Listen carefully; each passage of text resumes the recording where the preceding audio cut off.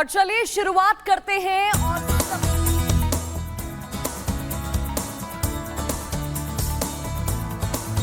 और शुरुआत करते हुए सबसे पहले बात उत्तर प्रदेश की कर लेते हैं, जहां पर लव जिहाद करने वालों की अब खैर नहीं है, क्योंकि इससे जुड़ा विधेयक पेश हो चुका है यूपी सरकार द्वारा और इससे जुड़ा बिल भी आज पास हो सकता है। आप बिल्कुल सही कह रहे हैं, बिल जो है वो पेश किया जाएगा, पेश किया जा चुका है और पास हो सकता है ये विधेयक। लेकिन सबसे बड़ी बात कि पेपर लीक पर कैसे नकेल कसी जाएगी, इसके अलावा लव जिहाद जिसके मामले लगातार बढ़ते जा रहे हैं। आगे आपको आंकड़े भी बताएंगे कि पिछली बार कितने मामले सामने आए, उससे पिछली बार कितने मामले सामने आए, लेकिन अब इस पर नकेल कैसे कसी जाएगी आपको इस रिपोर्ट के जरिए बताते हैं।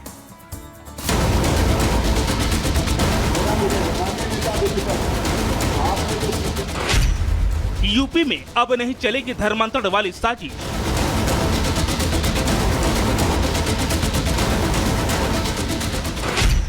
यूपी में लव जिहाद पर होगी ताउम्र जेल।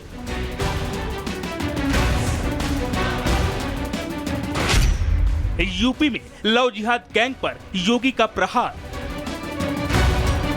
बेटी और बहनों की सुरक्षा के साथ किसी को खिलवाड़ करने की छूट नहीं देंगे। यूपी में प्यार की आड़ में धर्मांतरण का नापाक खेल खेलने वालों की अब खैर नहीं। यूपी के सीएम योगी आदित्यनाथ ने धर्मांतरण गैंग की नापाक साजिश पर ऐसी कानूनी चोट करने जा रही है, जिसके बाद अब लव जिहाद के नाम पर धोखा देकर धर्मांतरण करने वालों की 7 पुश्तें कांप जाएंगी। योगी सरकार ने बाकायदा इस साजिश पर पूरी तरह से ब्रेक लगाने के लिए इससे जुड़ा एक विधेयक सोमवार को ही विधानसभा में पेश कर दिया है। बाबा का संदेश साफ है, प्यार को धर्मांतरण का धंधा बनाने वाले नापाक साजिशों पर पूरी तरह से ब्रेक लगाना। विधानसभा में पेश किए गए गैर कानूनी धर्म परिवर्तन निषेध विधेयक 2024 के तहत यूपी में गैर कानूनी धर्म परिवर्तन पूरी तरह से निषेध होगा। प्यार के नाम पर धर्मांतरण गैर कानूनी होगा। लव जिहाद एक्ट के तहत नए किस्म के अपराध भी जुड़ेंगे। लव जिहाद केस में उम्र कैद तक की सजा होगी। कई अपराधों में सजा 2 गुनी तक बढ़ेगी। लव जिहाद मामले में पीड़ित के इलाज का खर्च या जुर्माना कोर्ट तय करेगी। अपराध की संवेदनशीलता के मुताबिक सजा होगी। पीड़ित की सामाजिक स्थिति देखकर सजा मिलेगी। पीड़ित के दलित पिछड़े समुदाय से होने पर सजा बढ़ेगी। लव जिहाद की शिकायत कोई भी दे सकेगा। शिकायत देने वालों को परिवार से होना जरूरी नहीं। सूचना मिलने पर जांच के बाद कार्रवाई तय होगी। कानून के तहत सभी अपराध गैर जमानती होंगे। आपको बता दें, लव जिहाद को लेकर सीएम योगी पहले से ही बेहद सख्त तेवर दिखाते रहे हैं। उन्होंने 2017 के विधानसभा चुनाव में भी इसे मुद्दा बनाया था, जिसके बाद योगी सरकार ने साल 2020 में लव जिहाद के खिलाफ कानून भी बनाया था, जिसे अब और सख्त करने के लिए यूपी सरकार ने सोमवार को विधानसभा में नया अध्यादेश पेश किया है। सब कुछ तय रहा तो आज विधानसभा में चर्चा के बाद ये विधेयक सदन से पास हो जाएगा और नया कानून पूरे प्रदेश में लागू हो जाएगा। बेटी और बहनों की सुरक्षा के साथ किसी को खिलवाड़ करने की छूट नहीं देंगे। हालांकि लव जिहाद गैंग पर अंकुश लगाने की यूपी सरकार के इस फैसले पर भी राजनीति शुरू हो गई है। खासकर सपा हमेशा की तरह यूपी सरकार के इस फैसले के विरोध में भी दलीलें देने पर उतर आई है। अगर कोई किसी मकसद के तहत, किसी साजिश के तहत किसी से को अपने प्रेम जाल में फंसाता है या कोई और उसका मकसद होता है, तो पहले से कानून है, कानून में संशोधन किया जा सकता था। लेकिन भारतीय जनता पार्टी वो केवल नकारात्मक राजनीति करना चाहती है। वो बेरोजगारी पे कुछ नहीं करना चाहती, महंगाई पे कुछ नहीं करना चाहती, पेपर लीक पे कुछ नहीं करना चाहती। इसलिए केवल नकारात्मक राजनीति कैसे की जा सके, इसलिए भारतीय जनता पार्टी लव जिहाद जैसे अध्यादेश लेके आई है। बहरहाल यूपी में लव जिहाद के मामले में आई बढ़ोतरी को देखते हुए यूपी सरकार के इस नए कानून से आम लोग भी खुश हैं। सभी का कहना है कि सामाजिक सौहार्द बनाए रखने के लिए कानून की सख्ती भी जरूरी है। Bureau report, Republic Bharat.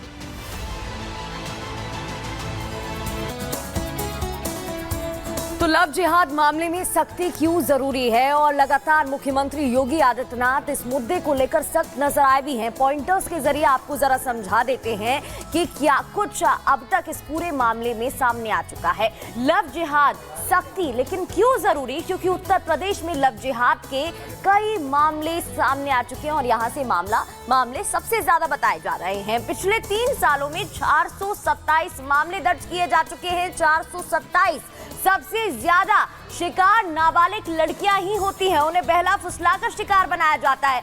2021 से अप्रैल 24 तक के जो आंकड़े सामने आए हैं वो बताते हैं कि धर्मांतरण केस में 833 गिरफ्तारियां अब तक हो चुकी हैं उत्तर प्रदेश में, और नाबालिग लड़कियों से जुड़े 65 केस मिल चुके हैं। शादी के नाम पर धर्म परिवर्तन कराया गया है, शादी के नाम पर झूठे वादे किए जाते हैं, झूठ धोखा देकर धर्म परिवर्तन कराया जाता है, जिसको देखते हुए अब सख्ती बरती जा रही है।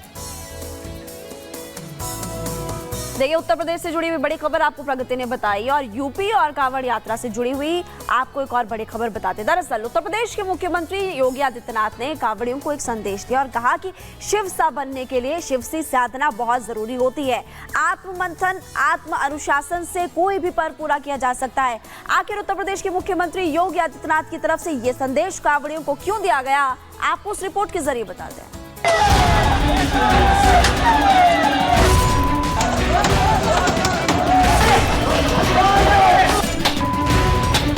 शिव बनने के लिए शिव जैसी साधना भी चाहिए।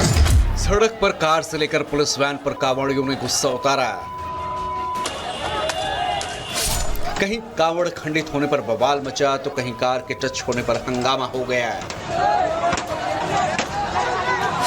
कांवड़ यात्रा के दौरान यूपी के सहारनपुर से लेकर गाजियाबाद तक हंगामा मचा है।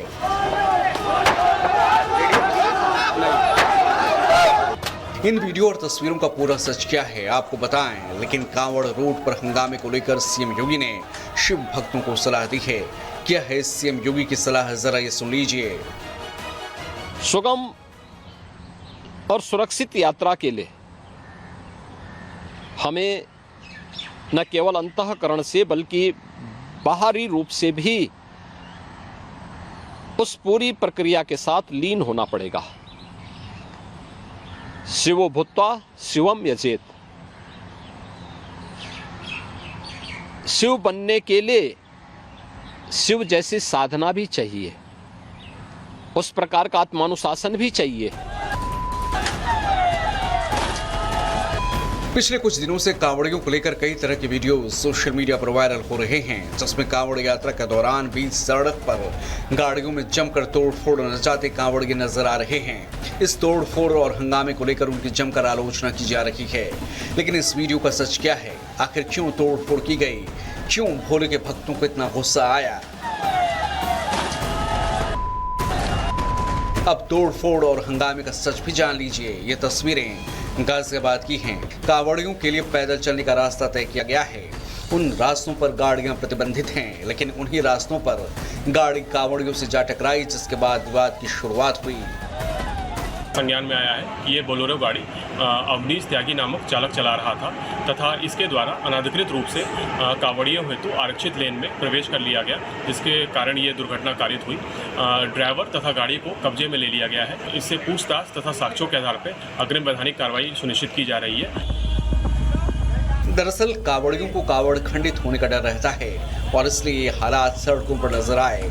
जाहिर है 4 पहिया वाहनों के लिए अलग रास्ते तय हैं, कांवड़ियों के लिए अलग रास्ता तय किया गया है, तो क्यों लोग नियमों का पालन नहीं कर रहे और सीधे सीधे इन घटनाओं के जरिए कांवड़ियों को एक तरह से बदनाम करने की कोशिशों का सिलसिला जारी है।